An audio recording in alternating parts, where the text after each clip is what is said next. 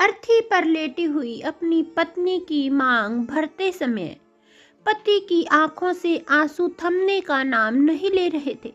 दोनों एक दूसरे से बहुत मोहब्बत करते थे।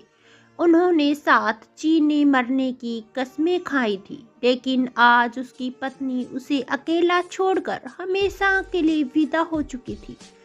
अब सब लोग उसकी पत्नी के शव को शमशान घाट ले जा रहे थे और पति रास्ते भर उसके साथ बीते लम्हों को याद करके फूट फूट कर रो रहा था और यह सोचने लगा कि पत्नी के बिना मैं अकेला कैसे रहूंगा।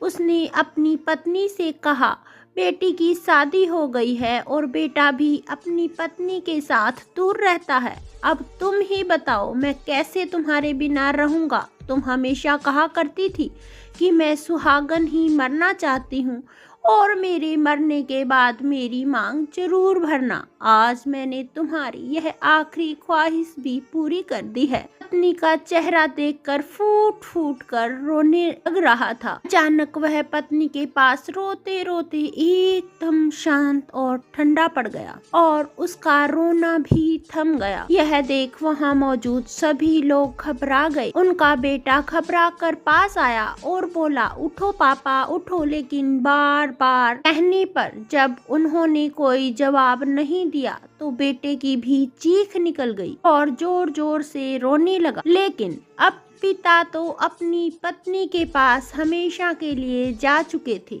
अपनी पत्नी को यह वीडियो जरूर शेयर करना।